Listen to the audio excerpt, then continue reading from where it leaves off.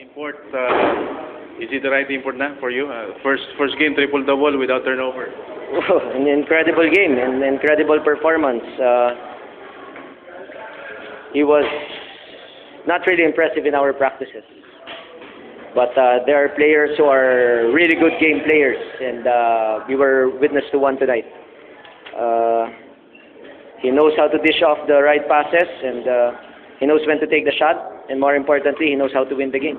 And it's definitely a big help right now for us. Our confidence have sagged tremendously after our debacle last conference, but right now, slowly, we're getting our confidence back in high notes. The kind of energy na pinakita niya no first few plays, parang kita natin na energetic, you know. Tapos I saw you talagang clapping, parang you were happy with what he was showing. Was that a sign na talaga na tingin mo yung game na to magiging maganda laro ni Hamilton? Actually, we just wanted to wear them down. We know that they were still in euphoric mood, and we wanted to spoil the party.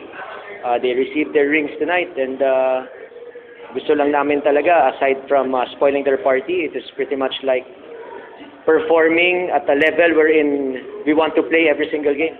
And Hamilton gave us that energy to start off our ball game. We scored a total of 42 points in the first quarter and the third quarter. So that's awesome offensive weapon right now that we have in our team. Lastly, Coach Don Aliado, mukhang more of influence na nabibigay niya. Ano ba, is he one of your leaders of this team? Yes, he is. He is a new guy, but he plays with so much maturity.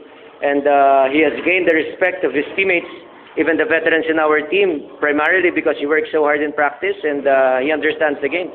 He's one of the more intelligent players that I've coached, and I'm just so happy that we're able to get him. It makes my coaching a lot easier if I have a Don Aliado inside the court.